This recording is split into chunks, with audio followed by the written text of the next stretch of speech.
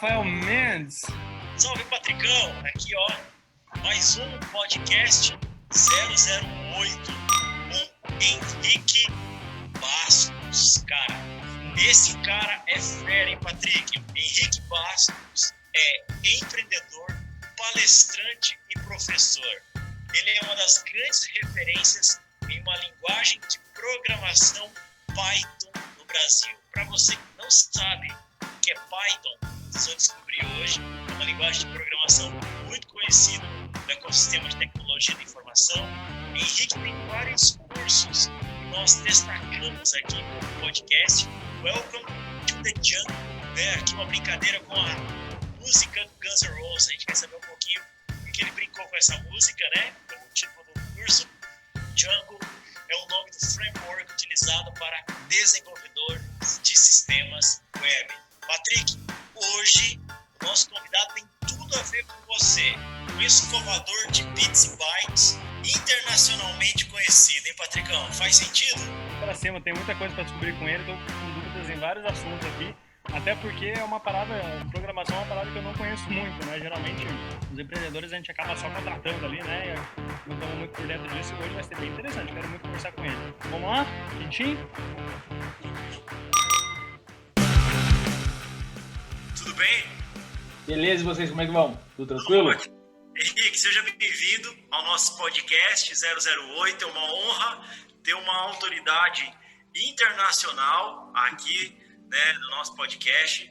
A gente leu um pouquinho sobre a tua biografia, fiquei muito feliz. Eu já tive a honra de te conhecer aqui em Curitiba. Você veio me visitar junto com o Biara em 2019, lá no meu escritório. Meu escritório era pequenininho, lembra? Ah, lembro! Você vê, né? Caraca, cara! Que mundo pequeno, hein? Que mundo pequeno, hein? Que mundo pequeno. Ou, como eu diria, né? Que linha de código bem estruturada. É verdade. Cara, que legal. Sabe que aquela visita que a gente fez pra você mudou tudo na minha empresa? Olha aí. Sério? Eu mexi na porra toda depois que a gente conversou, que eu vi a tua equipe de venda, não sei o quê. Eu comprei o livro, não li, mas aí arrumei uma pessoa que leu e trabalha comigo. E a gente começou a adaptar o processo, né? De ao invés de tentar fazer um marketing que faz a pessoa comprar pela internet, não é ter contato da pessoa e fazer todo o processo de trazer ela para dentro. E tá fluindo super bem, tá super interessante. Que legal. Seja bem-vindo ao nosso podcast. Acho que o Patrick Muito deve ter obrigado. feito um pouquinho, uma introdução para você nos bastidores. Mas, cara, o objetivo do nosso podcast é trazer pessoas que são reconhecidas pela sua vida empreendedora, mas a gente não quer só escutar sobre business, sobre negócios, sobre vendas, sobre programação. A gente quer escutar também um pouquinho sobre a sua jornada, né? Sobre a sua vida, o ser humano, né? O CPF por trás do CNPJ. Quero já pedir desculpa aqui para os nossos ouvintes, né? E aqueles que assistem nosso podcast. Hoje eu estou em casa, eu normalmente gravo o podcast no meu estúdiozinho lá na empresa, mas hoje eu acabei fazendo em casa, então a iluminação é meio amadora aqui, mas o mais importante é vocês focarem nesse garoto aqui, que é um fenômeno. Você tá em Niterói, né? Não. Ih, puta, tem muita coisa pra contar pra vocês. Eu tô em Teresópolis, eu mudei no meio dessa pandemia. Eu saí da cidade, eu tô no meio da roça aqui. Que top, cara. Eu tô indo Meu vizinho é uma fazenda de alface. Que top. Eu vou pra Petrópolis. Isso. Vou ficar uma semana em Petrópolis, cara. Pô, dá uma passada aqui. É uma hora de distância. É pertinho, né? É perto. Petrópolis é super legal. Tem que ver o que você vai fazer lá, porque é um ambiente assim. Se entrar lá e começar a tomar as cervejas de lá, os vinhos de lá, tu não vai sair de Petrópolis. Mas aqui é muito legal, cara. Esse cantinho que eu achei aqui, realmente é 30 minutos da cidade de Teresópolis. Nossa! Então, já é uma cidade pequena. Eu tô num bairro, num distrito distante, que é 30 minutos para chegar em Teresópolis. É perto da Granja Comari, aí da Seleção Brasileira? Não, bem longe. É bem longe. São 12 quilômetros de lá. Mas você foi por quê? Cansou da cidade grande? Cansou da vida urbana? Cara, é momento de vida, né? Eu tenho uma filha pequena e essa pandemia a gente estava trancado num apartamento, então ninguém sabia que informação que tinha, né? Ninguém sabia o que ia acontecer. A gente ficou muito tempo trancado, minha filha tinha 1 ano e meio quando começou. A gente ficou 6 meses trancado em casa. Aham. Caramba. E eu sempre trabalhei em casa, então minha filha começou a querer correr, a gente foi desmontando a casa para dar espaço para ela. Aí meu escritório foi entulhado de móveis e tudo mais. E aí eu tava me enlouquecendo, eu falei com um amigo meu, ele falou, cara, eu criei minhas filhas no condomínio lá em Teresópolis. Aí me deu o canal aqui, me deu os contatos, a gente alugou uma casa e veio passar 15 dias. Aí no primeiro dia, a minha filha dormiu 12 horas. Aí eu falei, porra, criança nunca dormiu, sempre acordava o tempo inteiro. Primeiro dia dormiu do lado, é aqui. Aí comecei a correr atrás, aí acabei fazendo, tentei arrumar uma casa aqui, tava difícil e tal. Aí o que eu fiz foi aluguei uma casa e comprei o terreno, estamos construindo a casa aqui agora. Que top. Projeto aí a gente já queria se mudar, já estava querendo se mudar, mas a gente ia mudar para Niterói mesmo.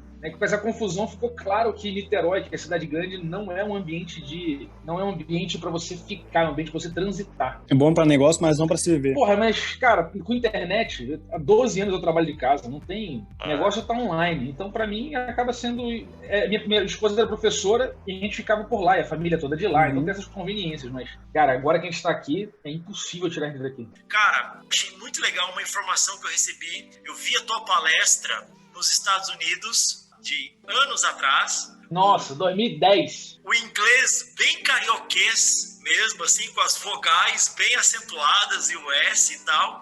E, cara, o que me chamou bastante atenção? Tanto eu quanto o Patrick somos profissionais de marketing e vendas, né? Eu adoro estudar comportamento humano. É perceptível que você estava nervoso, assim, pela respiração. Super! Eu recebi uma informação de que me disseram que você não dominava, ainda não era fluente na língua inglesa e mesmo assim você se colocou, cara, à disposição para ir lá, vender seu peixe, representar o Brasil, mostrar que nosso país tem um ecossistema da linguagem de programação do Python muito forte aqui. Você é um dos nossos baluartes aí, uma dessas grandes figuras. E aí, cara, eu já queria escutar logo de cara.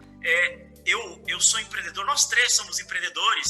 Se tem uma coisa que eu sempre digo para quem está começando a empreender ou para quem quer empreender vá com o que você tem em mãos, tá? E você é a prova viva disso. Você tinha um inglês, que aí o feedback que eu tive que não era o melhor inglês de todos, né? Não era fluente, né? Bem fluido. Mas você meteu a cara, velho, e foi lá e representou o negócio. E hoje a gente tá falando sobre isso. Olha que top. Hoje a gente fala sobre isso. Cara, e aí? O que você fala para aquele cara que acha que tem que ter tudo perfeito para poder empreender, para poder fazer as coisas? Se ele não tivesse topado a ideia de ir, né? Não tivesse enfrentado o medo ali, enfim, a insegurança, a gente não estaria nem comentando sobre isso, não viraria história depois, né? Eu acho que, como todo bom empreendedor, a gente é baseado nisso. Porque a coisa mais interessante dessa palestra é que ela aconteceu por acaso.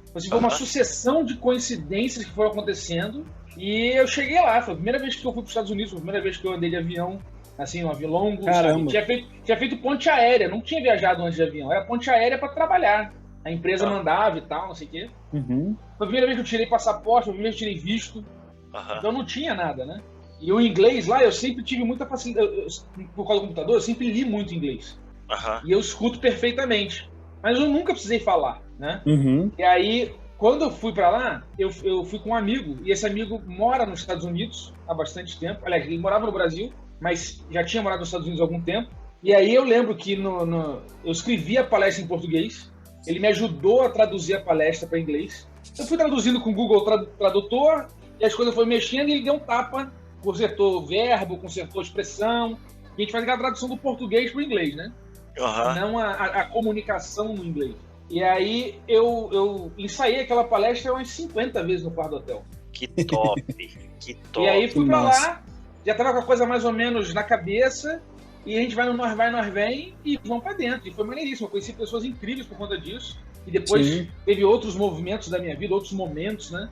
Acabei me tornando mais próximo da comunidade internacional de Python, acabei me tornando membro da fundação, acabei entrando nesse meio, fui para a Europa no ano seguinte para poder participar do evento lá. Então as coisas foram acontecendo na minha vida por conta dessa certeza absoluta que todo mundo tem caganeira e eu sou só mais um fudido no palco todo aí. Então, não tem...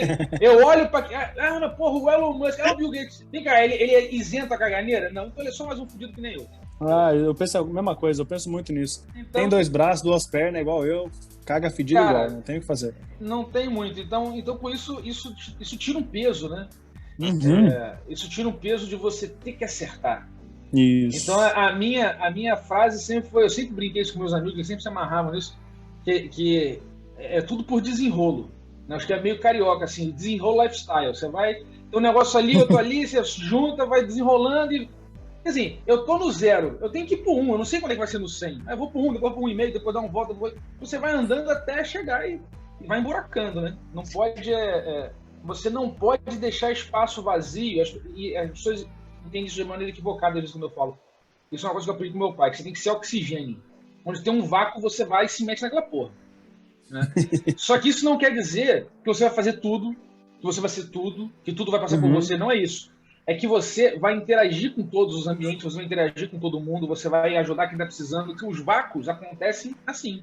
São necessidades de pessoas no mundo que se manifestam e às vezes passa, cara, do seu lado e você não dá bola. Aí quando você vai interagir com aquela pessoa te apresenta, aí ó, fui lá com o Biara e foi assim, eu te conheci em Curitiba, Rafael, porque eu fui, eu tava em Porto Alegre, tive um retiro com os meus sócios lá em Porto Alegre.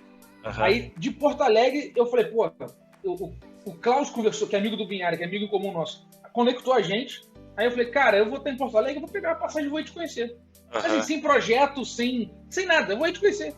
Então eu fui lá, conheci o cara, pô, gente finíssima, ficou um amigo, não sei o que, e ele conhecendo, e aí, eu tava conhecendo ele naquele momento, ele tava me conhecendo naquele momento, e a gente tava trocando ideia pra ver, tem alguma coisa que a gente pode se ajudar, alguma coisa que eu posso fazer, mas muito mais porque um amigo em comum referenciou, eu falei, pô, já que eu vou no sul, eu vou passar por ali e já mato isso aí. E aí nessa ele me levou no teu escritório. A gente se conheceu. Né? Entendeu? Então, assim, na minha vida, as coisas são muito assim, sabe? Tem uma certa espontaneidade, e as coisas vão acontecendo, e eu fico com o olho muito ligado no que eu chamo do improvável. Sabe? Tem um monte de coisa que é improvável. Mas acontece, né? Passa do teu lado, entendeu? E, de repente você senta numa mesa e quem olha do teu lado é alguém que você queria falar. Então, assim, essas coisas que... a sincronicidade é um termo bastante relevante e tem a ver com atenção, não tem a ver... Não precisa entrar no transcendental, na magia, no universo. Não, cara, só vive ligado, não vive dormindo, entendeu? Não entra no carro, não sai do aeroporto, entra no carro e fica no celular sem ver. Você nunca viu aquela cidade? Porra, vai olhar. Vai ver. Esteja presente. E acho que essa questão da presença é uma coisa que eu aprendi com a vida que é super importante. Ô Patrick, eu te falei que o convidado era nível alto. Não, massa pra caramba. Cara, esse cara é muito fera. Henrique, abaixa um pouquinho a tua câmera aqui. Eu quero só que você, só pra gente poder ver a logo aqui da Welcome to the Jungle, né? Brincando com a letra da música do Guns N' Roses, pro Framework especificamente, tá? Cara, muito legal, assim. Acho que responde muito essa analogia que eu fiz, sabe? Das pessoas, elas acharem que tem que ter tudo perfeito pra gerar algum tipo de resultado. Você acabou de te falar que não, né? Cara, esteja atento. Esteja atento e haja. Cara, e 90% das pessoas fazem 0. Se você fizer 1, tá na frente. Tá ótimo. Perfeito. Isso cara, acontece muito. Fala.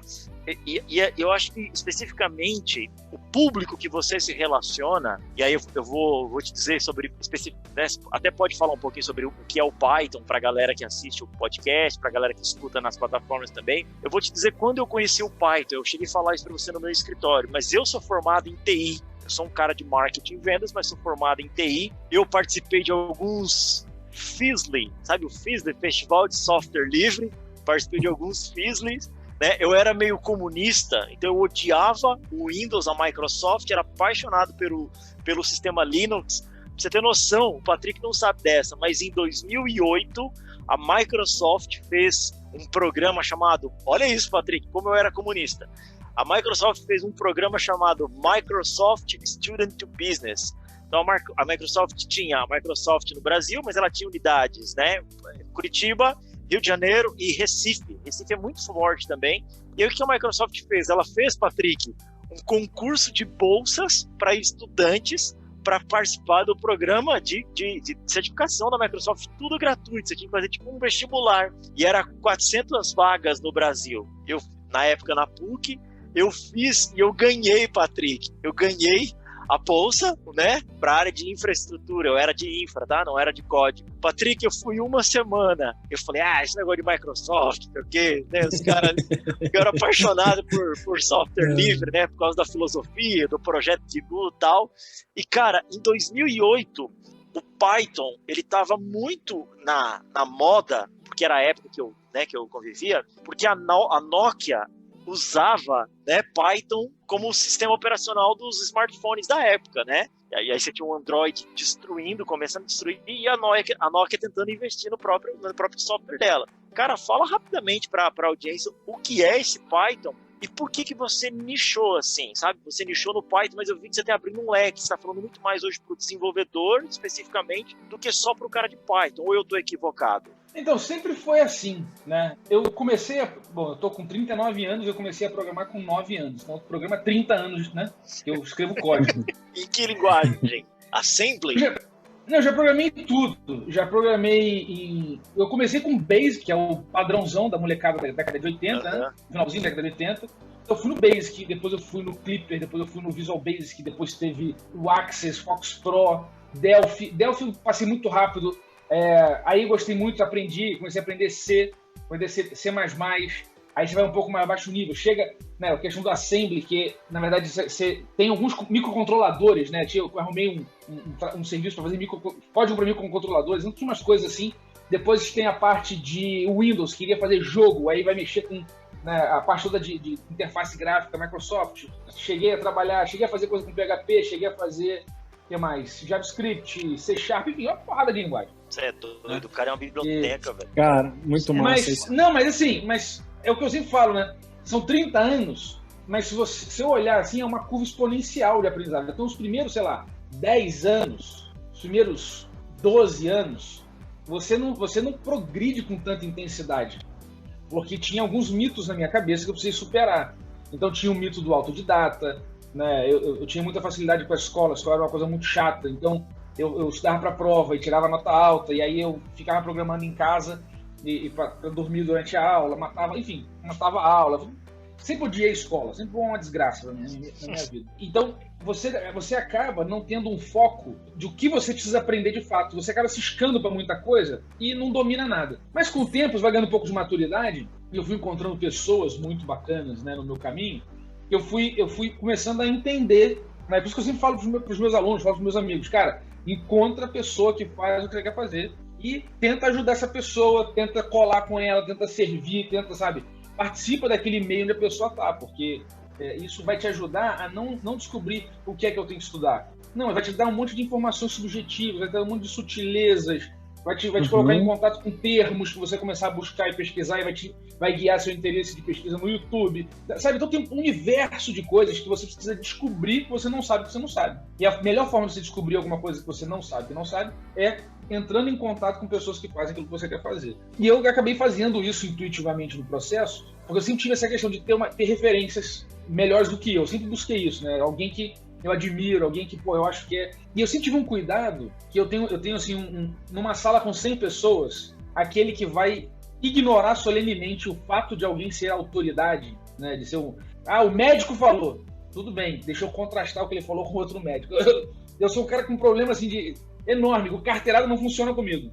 Então, eu vou atrás do argumento, eu quero entender, tá? Mas por que eu tenho que acreditar em você? Eu quero compreender, Então, por conta disso, eu nunca tive, assim, como referência Bill Gates, Steve Jobs e pessoas que eu não posso ter como referência. Eu sempre tive isso na minha vida, eu não posso ter como referência alguém que eu não posso ligar de madrugada para tirar uma dúvida. Top, então, cara, que top. Então, com isso, você vai correr atrás de quem? De quem tá 3, 4, 5 degraus acima de você, entendeu? De quem você admira, quem você respeita. Perfeito isso. E aí você interagindo com essas pessoas, você começa a trocar ideias, você começa, né, a conversar muito. E aí eu sou um cara muito de conversa, né? Eu prefiro muito mais uma mesa de bar do que um livro para ler. Então, assim, eu adoro meus amigos que leem muito, porque eu vou e marco um churrascão e vou inspecionar o cérebro de todos eles em 1 minuto, entendeu? Eu adorei a parte que você falou assim, eu comprei o livro lá, mas eu não li, e contratei um cara que leu e aplicou aqui pra mim. E vão pra dentro. Olha que interessante. E vão pra dentro, entendeu? Você tem muita característica, eu vejo a sua fala, eu vejo muito você em mim, assim, e vice-versa. O que eu acredito muito com o que é o empreendedor, né? O empreendedor é a pessoa que deslumbra a oportunidade, independente da área dele, né? A gente já conversou, eu conheço médico que é empreendedor, enfim, engenheiro que é empreendedor, assim por diante. Então, o empreender, o gerar negócios independe da tua área de formação ou da tua área de profissão, né? E aí o empreendedor, e você tem muito disso, que é a pessoa que deslumbra a oportunidade e ela agrega pessoas. Então, quando você comentou isso, e está comentando de novo sobre essa questão das conexões, o empreendedor é a pessoa que ela encontra a oportunidade e depois ela agrega as pessoas e recursos para ativar aquilo. Nem sempre o empreendedor é o cara que tem o dinheiro, nem sempre é o cara que tem a ideia principal. Às vezes ele conhece uma pessoa que teve a ideia, mas ele deslumbra o processo e assim por diante. Cara, fantástico, isso muito legal. Eu, particularmente, vocês estão falando de sistema de coisa, eu tô só assim, meu Deus do céu, como é que eu vou contratar esses caras? Tipo, pra mim sempre foi assim, tipo, preciso fazer um sistema, contrata. Que eu acho que é uma das bases hoje do crescimento de qualquer empresa é isso, né? O Silvio Santos falava muito disso, eu não vou citar aqui ídolos, enfim, mas é mais ou menos isso. Ele falava, cara, como é que você chegou no topo? Olha, eu sei de pouca coisa, mas eu contratava gente que sabia mais que eu em alguns determinados assuntos, né? Então isso é legal, muito bacana a tua fala, condiz muito com a realidade hoje do empreendedorismo. Tem algumas coisas que você comentou que são interessantes. A primeira coisa que me chama a atenção é a origem do termo empreender, né? Uhum. Que vem do francês arcaico, que significa, né, você atravessar um rio turvo, com o objetivo de chegar na outra margem. Então, o processo de empreender é isso. Se você entra, né? O que é um rio lá na era medieval? Né, o rio é um lugar que você não sabe que bicho que tem dentro, você não sabe o que está acontecendo ali. Tem uma correnteza que te puxa, você não tem controle disso, você tem que fazer força para chegar do outro lado. Então, o termo, a tradução boa para o inglês seria undertake, né? Que é você mergulha e você tem que nadar, meu irmão, até chegar na outra margem. Entendeu? Quando você vê o Discovery Channel lá, o National Geographic, com a gazela tentando atravessar o lago, vai empreendendo. Né, que não sabe se tem jacaré, se não tem jacaré, o que vai acontecer, mas está empreendendo, está tentando chegar do outro lado, né? Então todo ser humano tem isso naturalmente. A gente vem se configurando ao longo da nossa história com essa demanda de vislumbrar o que pode nos ajudar a continuar existindo amanhã, porque o fato de a gente ter consciência faz com que a gente conhece o tempo, a gente sabe que existe o amanhã. A gente sabe que nós somos fracos, a gente reconhece a nossa fraqueza e a fraqueza dos outros. Então, tem todo um arranjo social que a gente começa a estabelecer para, cara, como é que eu dou um pouquinho mais de previsibilidade na minha vida? Né? Esse é o desafio do ser humano, né? Do lance de você montar um acampamento, desbastar a floresta para ter um acampamento. Então, tudo isso vai te ajudando a criar um ambiente que tem natureza. Né? Por isso que o jardim, né? A metáfora do jardim do Éden é uma metáfora interessante. Porque você tem um acampamento, é uma floresta, mas com, né, o caos da natureza com uma ordem humana estabelecida. Então você não tira a árvore, você não tira o mato, você poda. Aí quando você poda, você passar a cobra, você viu a cobra, você está mais esperto, não está escondido, não é pego de surpresa. Então isso é muito do ser humano. Só que a gente é criado, né, formatado e deformado, no meu entendimento, isso é uma deformação social por conta de várias... Não é nem maldade, é um contexto histórico, um monte de coisa. Em que a gente, em 2021, cara, as crianças ainda estão sendo treinadas para ser operário. Muito. Então, o que é o valor percebido dessa lógica educacional de formação de trabalhadores? O valor percebido é aquele que tem a nota mais alta, aquele que sabe mais, aquele que tem mais conhecimento, Mas aí tem um universo gigante de coisas que não tem nada a ver com conteúdo. Nossa. Que não entra na cadeia de valor, que não entra na percepção de valor social. Mas vamos polemizar aqui, cara. Eu adoro pensar isso. Agora que eu tô na cadeira de empresário, ok? Vamos pensar aqui. Quando eu adorava também, né? E adoro filosofar sobre isso, né? O que o sistema educacional ele nos prepara?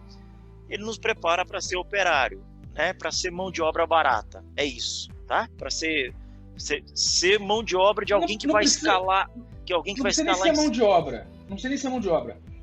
Te prepara para você se encaixar em algo estabelecido por outra pessoa.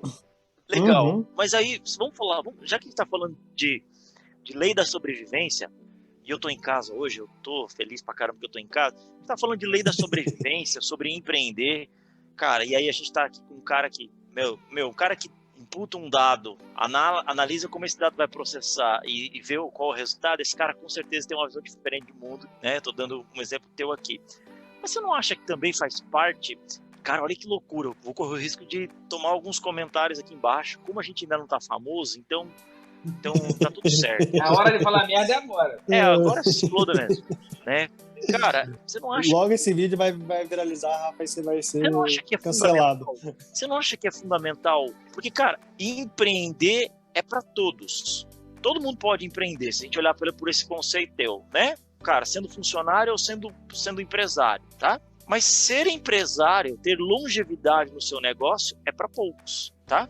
É para poucos. Você não acha que esse sistema educacional que a gente tem hoje é ele que mantém os negócios, cara, vivos, né? Você não acredita que isso seja talvez a sobrevivência desses poucos que estão no ponto? Eu sei que isso é meio marxista, eu já falei que eu fui marxista no passado, hoje não sou mais, mas isso parece um tanto quanto marxista, não parece? Não sei, eu não entro nessa seara aí, mas, cara, eu acho que não.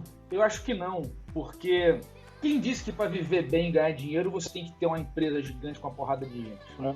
Porque, assim, empresário é uma coisa. Qual é o papel do empresário? É montar um sistema produtivo, eficiente. Se não for eficiente, ele quebra. Certo? Então, ele tenta fazer... É como se fosse assim, uma camada de abstração acima. Mas você não precisa, para ter uma vida digna, para ter uma vida boa, você não precisa necessariamente ser empresário. Mas se você não empreender e não organizar o que está no teu entorno, o caos invade a ordem o tempo inteiro. Eu gosto muito do conceito de educação pautado em competências, né? Os Estados Unidos trabalham muito isso. Aqui no Brasil é assim, se teu filho fica em recuperação em português, ele tá com uma nota em matemática lá em cima, nossa, explodindo, tirou 10, mas português tirou 6, tirou 5, não sei qual que é a média. O que eu vou forçar meu filho a estudar? Português? Não, matemática não, matemática você já tá bom, vamos estudar o que você não é bom. Quando deveria ser o contrário, não, então já que é matemática que você gosta, vamos estudar matemática, vamos desenvolver esse teu raciocínio lógico em cima disso, né? Eu acho que desenvolver as competências. O ensino no Brasil, de modo geral, ele acaba pecando um pouco disso. A gente tá falando bastante sobre empreendedorismo aqui. Pouco se ensina bases sobre comportamento, parte financeira, algumas matérias que seriam importantes para o desenvolvimento humano faltam na nossa educação, né? Então, eu acho que... Mas você acha que isso é competência? Porque eu acho que para mim isso é só cidadania. Boa. Leis também, por exemplo, sobre cidadania, que falta muito. A gente é cobrado pelas coisas, mas não sabe as coisas, a regra do jogo. A gente não sabe que jogo tá jogando. Faz muito sentido, isso faz sentido. Faz muito sentido. Sobre cidadania. Assim, eu sou muito crítico dos Estados Unidos. Eu acho que lá tem coisas do caralho. Eu ouvi uma vez que o Tom Jobim definiu isso muito bem. Ele disse que assim, o Brasil é uma merda, mas é do caralho. Os Estados Unidos é do caralho, mas é uma merda. Entendeu? E eu sinto exatamente isso, entendeu? Toda vez que eu fui lá, a sensação... E eu tenho vários amigos que se mudaram pra lá, que se mudaram pra Europa, não sei o quê, e eu entendi muito cedo na minha carreira, quando eu comecei a fazer a viagem, participar, ter cliente lá fora, fazer muita coisa fora. Cara, morar fora do Brasil não é pra mim. Eu tenho a mesma discussão. O negócio é aqui. Eu gosto dessa zona aqui, dessa confusão, da rapaziada, de trocar ideia. No meio do caos, exatamente. Cara, é um caos, mas é um caos que a gente conhece, né? Eu não tenho vontade nenhuma de ir embora daqui, cara.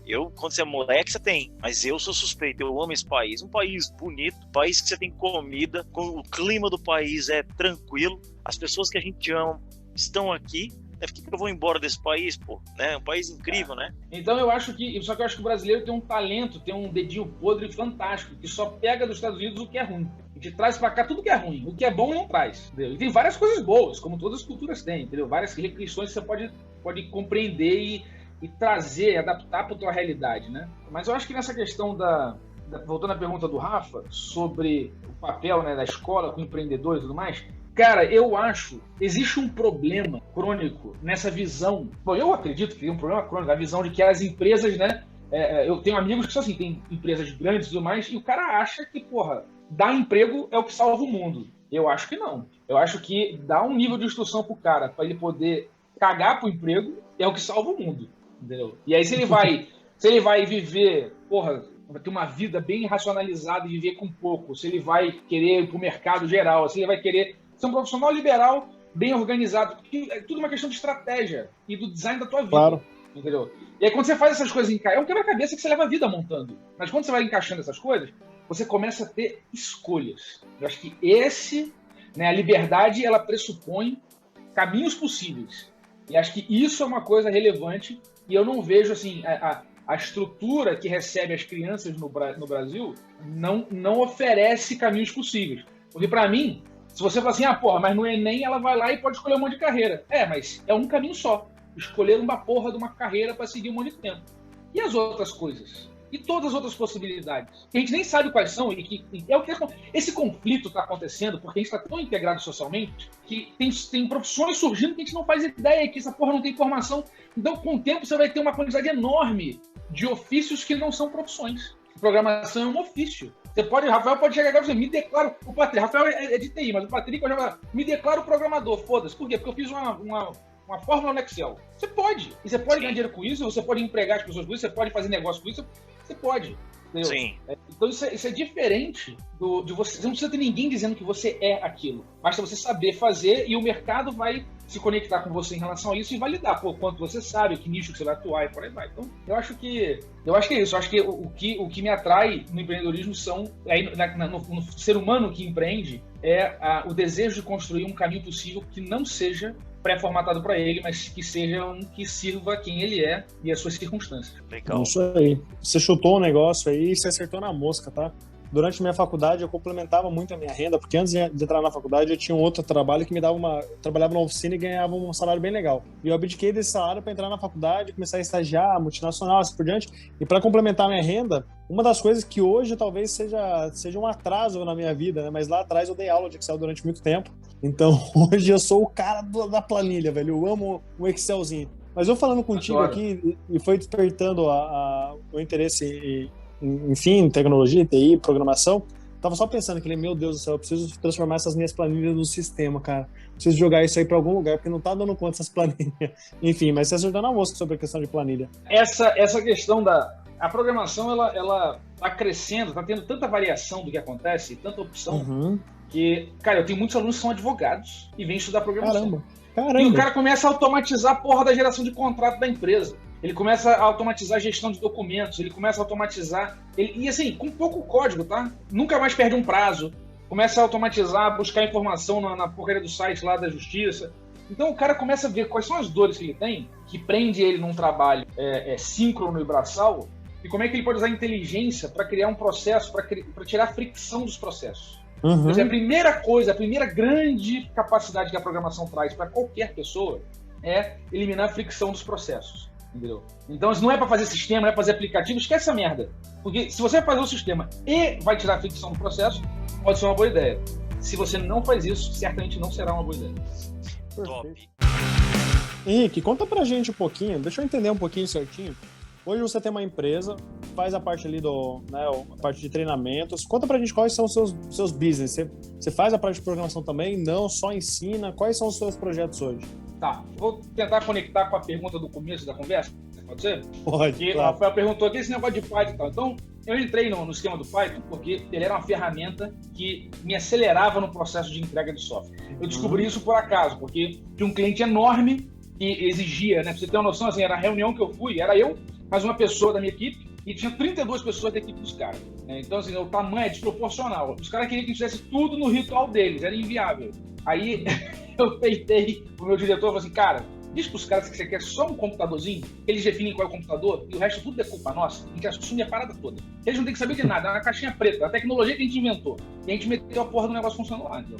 Então E o Python fez isso muito rápido. Eu tinha 6 meses, não consegui me entregar, faltava 3 meses e entregou em 1 mês depois que a gente decidiu usar o Python. Então aquilo me assustou. Eu já conheci o Python desde 99, continuar um amigo, e esse amigo veio trabalhar comigo e a gente usou, funcionou. Eu falei, cara, eu preciso ver o que é isso aí. E aí eu mergulhei de verdade na parada. E fiquei encantado, porque não é uma ferramenta criada porque uma empresa quis, é uma ferramenta criada porque um programador tinha um problema, ele começou a resolver o problema, outras pessoas gostaram. Então é organicamente desenvolvido desde 1989. Uau. Foi desenvolvido, entendeu? Uau. E é organicamente com indivíduos colaborando através do que hoje a gente conhece como internet, mas não era só na internet. Né? Então hoje tem empresas que apoiam, mas não tem nenhuma empresa que dirige para onde a coisa vai. São pessoas, é absolutamente democrático. E se tiver alguma coisa que eu não gosto, eu posso usar uma versão diferente. Eu não tenho que pagar licença para ninguém. Não seja um problema pagar licença, mas eu não tenho que pedir bênção de ninguém para fazer porra nenhuma. Essa é a parada mais importante que tem. Né? Se ninguém mais no mundo usar Python, eu ainda consigo continuar tocando meus negócios sem nenhuma correção. Então isso acabou me enfiando nesse universo. E aí logo depois eu abri uma consultoria, que era um processo assim para o meu... Existem múltiplos talentos na programação. E desde cedo eu percebi que o meu não é fazer um produto. O meu talento eu resolvo problemas, assim, uma capacidade de investigação muito grande e de otimização dos sistemas muito grande. Então, esse assim, foi o meu foco. Então, eu sou meio que o bombeiro que entra no prédio, salva os gatinhos e apaga o fogo, entendeu? E aí, com isso, eu comecei a pegar um monte de cliente que tinha problemas sérios de performance nos sistemas usando o Python e comecei a montar um time, a gente começou a crescer E eu comecei a atender esse tipo de negócio. E aí, o bacana é que isso cria uma variedade muito grande, porque eu também tenho outra característica. Se eu fizer o mesmo projeto 3 vezes, eu quero pular da janela. Então, eu quero coisa diferente o tempo todo, entendeu? Porque eu vou ter que estudar, vou ter que pesquisar, vou ter que ver coisas diferentes. Então, eu não consigo trabalhar, por exemplo, tem amigos que são, cara, especialistas em automação comercial. Então, ele tá ali naquele universo, ele vive só aquilo, daquele jeito. Pô, já fez 50 sistemas e vai melhorando cada vez o mesmo sistema. É legal, mas a minha personalidade não permite isso. Eu preciso de coisas diferentes. Então, com isso, eu acabei me especializando no que eu chamo de missões de resgate, né? E a gente começava a pegar projetos. Começou com programação, a coisa foi subindo um pouco mais o nível, pegando a parte de negócio também, em que eu usava a tecnologia, mas já com um foco de ajudar o cara a aumentar a receita, reduzir despesa ou proteger a receita, né? Porque esse é um problema que acontece também. E com isso, eu comecei a misturar, porque eu gosto muito de gente. Então, eu comecei a misturar a parte toda de estratégia de negócio, gestão de pessoas com a parte tecnológica, e isso foi dando um samba legal. E eu comecei a contratar um monte de gente que estava crescendo pra caramba, e a galera não estava pronta ainda para programar daquele jeito, né? E aí, com isso, eu montei um workshop, né? Uma panelinha de pressão para a galera poder ir se desenvolvendo e chegar no ponto, entender as coisas que eu julgo que são importantes quando você vai tomar decisão na hora de programar. E isso que virou o Welcome to the Jungle, que é o meu curso. Que eu, conversando com um amigo, ele falou, cara, transforma essa porra num curso, a galera se amarra, você tá bombando e tá funcionando, faz um curso e vê que bicho que dá. E aí eu lancei esse curso em 2010. De lá para cá, já tem 11 anos, a coisa só veio crescendo. Aí o que começou a acontecer é que eu comecei a viajar muito. Então eu passava 6 meses do ano viajando, indo em cliente, ou fazer treinamento, ou fazer consultoria. Sempre foi, essa movimentação sempre foi muito na minha praia.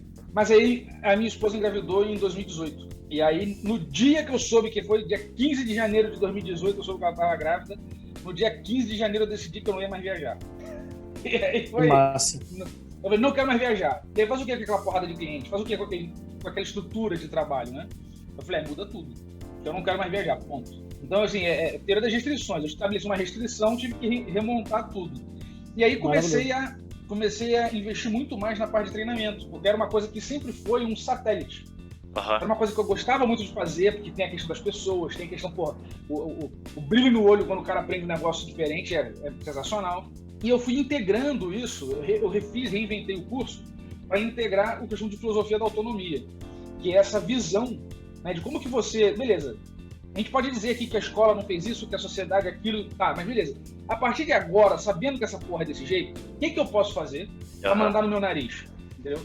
Aí eu tenho tô escrevendo um livro sobre isso, porque tem toda uma estratégia, um entendimento de quem você é, que não é só quem você é. Então tem os papéis da sua vida, as relações com o sistema. Porque eu vejo que o grande desafio é você perceber as relações que você tem com o mundo. Né? Que apesar de você ser apenas uma pessoa, não tem a diferença do profissional e do pessoal, você é uma única pessoa, mas você representa diversos papéis, você tem infinitas relações, né? Ou incontáveis relações, e enxergar essas relações é muito importante, né? Para você conseguir tomar a decisão adequada. Quem empreende sabe isso com muita clareza quando vai fazer uma negociação complexa. Porque a negociação complexa, ela parte do pressuposto de você entender um cenário e ele não é só objetivo. Tem todo um monte de coisa subjetiva e intangível para você tentar combinar aquilo que é importante para você, que é importante para o outro, né? E o outro ceder naquilo que não é tão importante para ele e você ceder no que não é tão importante para você. Então você cria uma negociação complexa para viabilizar alguma coisa e se fosse só uma questão de barganha de preço, não ia fechar. Porque você enxerga relações entre as coisas. A gente costuma dizer isso no modelo de negociação de Harvard, né? Você não negocia posições, você negocia interesses, né? Posições é preço, interesses é algo que está intangível, né, cara? O cara está comunicando por trás. O interesse é relacional. Então, é a relação que a pessoa tem com aquela questão ou com a outra. Interesse é algo próprio, concreto, né? Cheio de sentimento. Posição é algo genérico, né? É muito caro. Isso. Todo mundo é muito caro, mas qual é o interesse por trás disso, né? Então, com isso, em 2018 eu comecei a mudar. Eu também entrei de sócio numa outra empresa, que uns amigos que estavam com umas ideias, eu decidi investir. E aí fiquei com 3 negócios, que era a consultoria, o treinamento e desenvolvimento de software, muito focado no mercado americano. E esse último eu acabei vendendo a minha parte, por conta porque a gente quis coisas diferentes, né? E eu não queria ser um peso para os caras, e são meus amigos, né? E isso é uma coisa muito interessante, que você fazer negócio com pessoas que você tem um alto grau de confiança, e isso é mútuo, cara, juntar é fácil, sair é fácil, entendeu? Então, é uma coisa que eu vou sempre lembrar, porque todo mundo fala assim, beleza, você tem que ter contrato, tem que ter isso tudo, mas, cara, se as intenções não estiverem bem alinhadas, Se o que as pessoas estão buscando não estiver bem alinhado, você vai ter conflito em algum momento.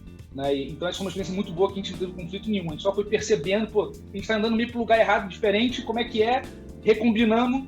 Aí eu saí fora e de fato comecei a mergulhar. Né? Quando veio a pandemia, essa delícia de pandemia, né, que cagou tudo, porra, no dia 15 de março eu perdi todos os contratos de consultoria que eu tinha.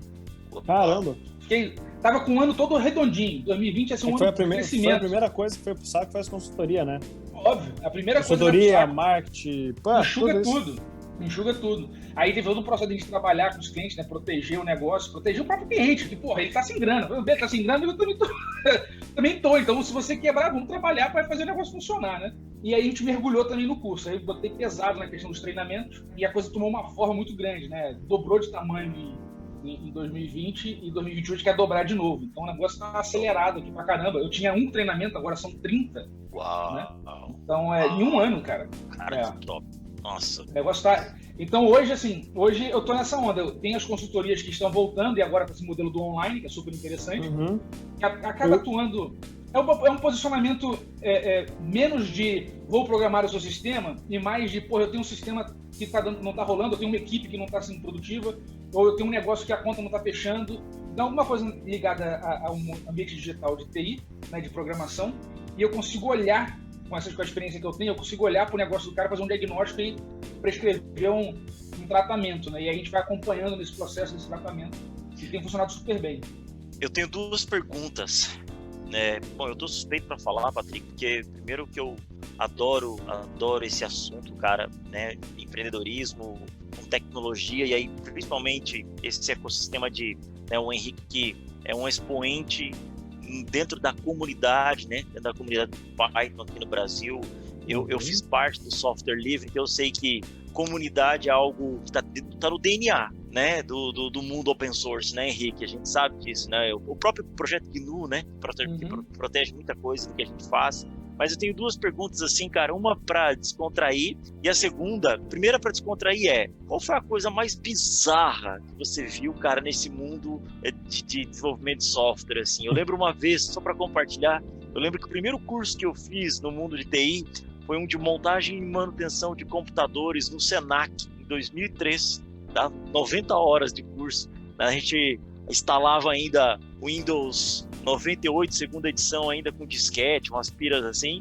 E eu lembro que uma guria estava grávida no curso, e aí ela teve um filho, e ela colocou o nome do filho dela de Chipset, pra você ter noção. Tanto que ela gostou disso, são todas as coisas mais bizarras que eu vi na minha vida. Eu queria saber qual foi a coisa mais bizarra que você viu nesse mundo aí de TI, tá? E, cara, a segunda pergunta você foi um dos poucos convidados que a gente definiu qual seria a pauta do nosso podcast. A sua biografia é muito legal, né? O cara é empresário, o cara é uma autoridade no assunto, o cara é professor, né? Uma figura ilustre dentro da comunidade. Se pudesse definir um tema do nosso podcast baseado no que nós falamos hoje aqui, qual seria a nossa headline nesse vídeo no YouTube? Qual headline você gostaria que estivesse? Olha isso, nós não fizemos isso com ninguém, mas que você gostaria que estivesse no episódio 008 do podcast Contraste. Primeiro, coisa bizarra. Segundo, qual é a headline que a gente vai colocar no episódio 008? Cara, a coisa mais bizarra que eu vi, assim, que marcou a minha memória, foi quando a gente foi instalar um sistema num cliente grande pra caramba, um banco famoso,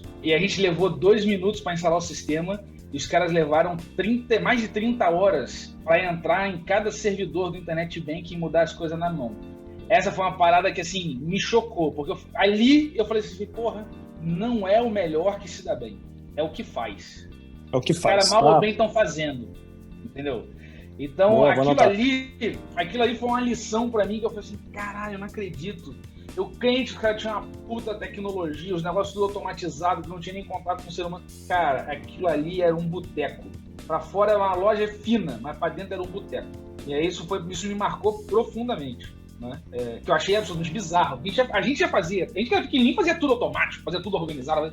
E os caras o cara tinha que entrar 14 servidores para mudar o negócio na mão, a não sei o que, e na janela de produção. Cara, o negócio é surreal. E vem bem de encontro com a minha primeira pergunta do podcast. Cara, se você tem um limão, meu irmão, faça uma limonada, faz uma torta Faz alguma coisa. Você tem um limão, cara. Só faz. A frase que eu uso aqui em casa pra minha filha e pra minha mulher é: faça uma limonada com a fruta que tiver. Boa! Nossa, adorei. É isso aí. E qual é a headline, cara, que a gente vai colocar no episódio? Maravilhoso. Patrick tem que definir isso pra todo mundo, é legal. Com certeza, Qual é a adorei. headline que você quer que esteja no episódio 008, que é o teu episódio? Cara, difícil isso, hein? A gente falou de tanta coisa. Duas coisas me marcaram assim nessa conversa. Primeiro, te reencontrar. Então, eu acho que quem se guia por princípio nunca se confunde.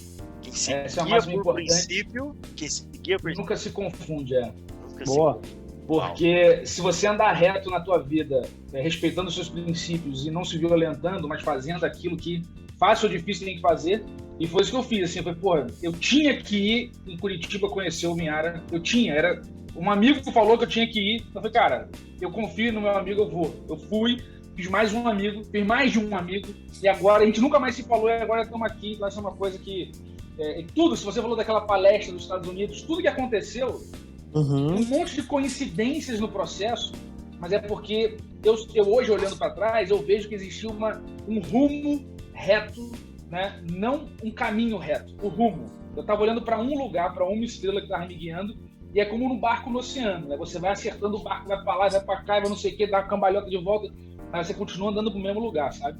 Que é um lugar que hoje eu consigo dizer, né? É um lugar de conseguir participar de uma rede de pessoas com mais autonomia. Para eu ter mais autonomia na minha vida, para as pessoas terem mais autonomia, para que juntos, sem a obrigação, né, de fazer só o que você não quer, a gente faz muita coisa que a gente não quer, mas vamos não fazer só o que a gente não quer, a gente vai ter tempo, vai ter energia disponível para criar coisas junto. E isso é uma coisa que está faltando muito, né? Eu acho que essa possibilidade de você interagir e construir, como isso aqui é uma construção, estamos interagindo, já aproximou a gente, aí eu vou conhecer alguém que eu vou referenciar para vocês.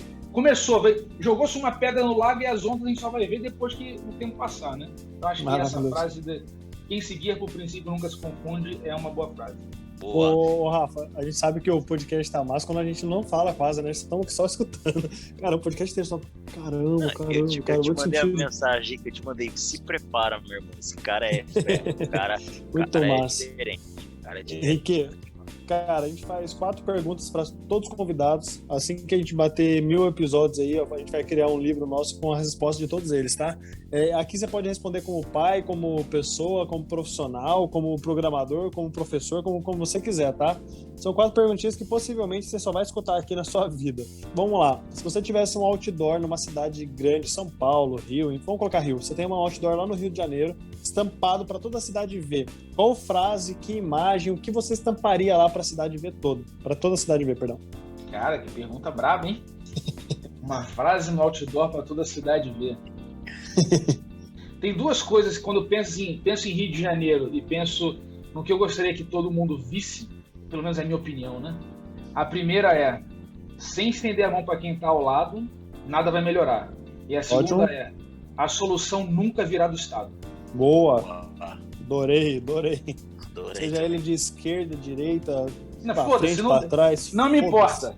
Exatamente. Maravilhoso. Que eu acho que é uma das bases do empreendedorismo, né? Não esperar do outro, né? Fazer por si, torar o pau, e é isso mesmo.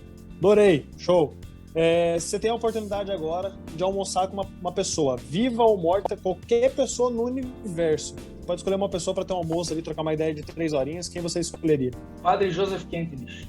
Que legal. Por quê? Por que não conheço? Por quê? Rapidamente. Esse cara tem uma história sensacional. Esse cara é um padre alemão que ele percebeu, né?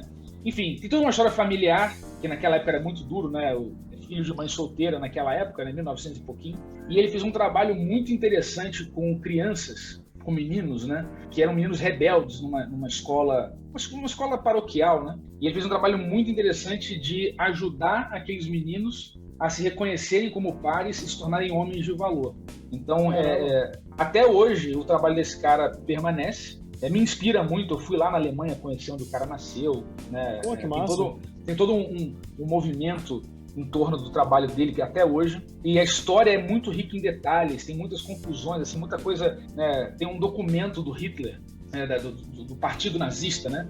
Dizendo que ele era a maior ameaça ao partido nazista antes da guerra estourar. E ele foi um dos primeiros caras que foi levado para o campo de concentração e ele sobreviveu ao campo de concentração mesmo abrindo mão da ração dele para outras pessoas que estavam enfermas e tudo mais. Então é um cara, assim, diferente. Né? Que massa, que bacana. Todo o trabalho dele, toda a história dele me inspirou muito para fazer as pazes, né, com a vida, né? Acho que isso foi muito trabalho da minha esposa, né, que cresceu sempre nesse processo. É um movimento católico, né? E ela cresceu na igreja e eu sempre tive muito distante disso, mas eu me inspirei filosoficamente em muita coisa nisso, me aproximei desse processo. E aí, quando eu descobri esse cara, eu conheci pessoas assim que abriram a minha visão para muita coisa, para conseguir enxergar o ser humano em todo mundo. Padre Joseph? Essa é uma parada. Joseph Kentenich. Esse cara, eu teria umas boas 700 perguntas para fazer para ele. Que massa, irmão, massa. Uau. Terceira pergunta. Qual o melhor investimento para você com R$10? Aqui eu falo investimento, não é aplicação, essas coisas, qualquer coisa. Um item que você possa comprar com R$10, que seria um bom investimento. Um bom investimento com R$10? Uma cerveja para alguém que você admira, para você pensar a cabeça da pessoa. Boa. O que você diria pro Henrique de 20 anos? Engole o choro, aguenta firme, não mexe em nada não, porque aqui tá bom pra caralho. Vai nessa linha aí que vai dar certo lá na frente, né? Boa.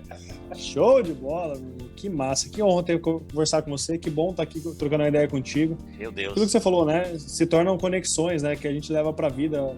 Enfim, isso é maravilhoso. Eu acho que é um dos motivos que eu e o Rafa a gente escolheu fazer esse projeto de podcast. Nem é por like, nem é por nada disso. Eu acho que as pessoas que não estão assistindo, elas que estão perdendo. Quem tá ganhando é mais nós mesmo. Porque, cara, é muito bom isso, né, Rafa? Assim, uma coisa que é legal, Henrique. Eu e o Patrick, nós somos amigos de longa data, né? Somos grandes amigos. E hoje nós moramos em cidades muito distintas. Ele em João Pessoa, eu tô morando aqui em Curitiba. E a última vez que a gente se viu, o acaso, né? Como diria a música dos Titãs, o acaso irá me proteger. O acaso nos encontrou em Salvador há 2 meses e pouco atrás. E sabe o que é legal? Que nossos encontros nunca foram encontros triviais, assim, tipo de homens que se encontram para falar de mulheres, ou para falar de futebol, ou para falar mal de alguém. Sempre foram encontros para falar sobre filosofia, espiritualidade, empreendedorismo, vendas, sempre. E a gente tinha essa missão. Eu escutei uma vez o padre Fábio de Mello falando algo que eu achei muito legal. Ele falou assim, ó, a sua missão como cristão é sempre que você encontrar alguém, tá? Você precisa fazer com que essa pessoa seja melhor do que ela foi ao te encontrar, do que ela é ao te encontrar. E a gente sempre teve isso, sabe? A gente sempre se encontrou em bons almoços e a gente saía tipo, nossa, cara, como é que a gente não nasceu da mesma mãe? E aí, a gente teve a ideia de criar o nosso podcast para poder se encontrar uma vez por semana. E aí, para celebrar esse encontro, a gente convida pessoas como você, né? Como pessoas como você, cara, que tem muito a acrescentar para as pessoas. Que às vezes nós, né, não estamos no mainstream, mas temos tantas preciosidades, né, para entregar pro próximo, para ajudar o próximo. Então, cara, foi uma honra ter você aqui no nosso episódio 008. Se vocês gostaram, curtam, compartilhem, ativem o sininho, o acesso, né, para conhecer o Henrique, tá aqui embaixo, todos os dados. Henrique, quer fazer suas considerações finais? Cara, agradecer vocês pelo convite, agradecer o Jeff, que tá editando aí, sempre trabalhou nos bastidores e é uma pessoa fantástica. Tive o prazer de conhecer pessoalmente. Ele é diferente. Para quem tá ouvindo aí, tô sempre disponível, eu sou absolutamente promíscuo na internet, só na internet. E vocês podem entrar em contato, mandar um WhatsApp, mandar um e-mail, chamar no Instagram, uso bastante o Instagram, tô sempre lá. E se deixar uma mensagem assim, é que a gente passou por maus bocados aí, tá rolando nessa confusão toda. E o desafio é não ficar sozinho, porque sozinho é difícil pra caramba. Então as pessoas, né?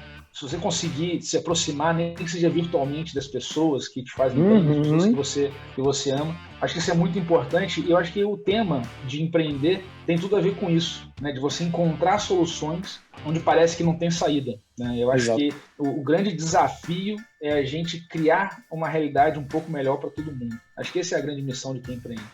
Isso aí, caramba, top demais. Galera, é isso, episódio 008 aqui no ar. Henrique Bastos com a gente, cara, foi maravilhoso. Muito bom compartilhar esses momentos com você, top demais. Obrigado, irmão, tamo junto. Obrigado. Valeu, obrigadão, pessoal. Um abraço a todos.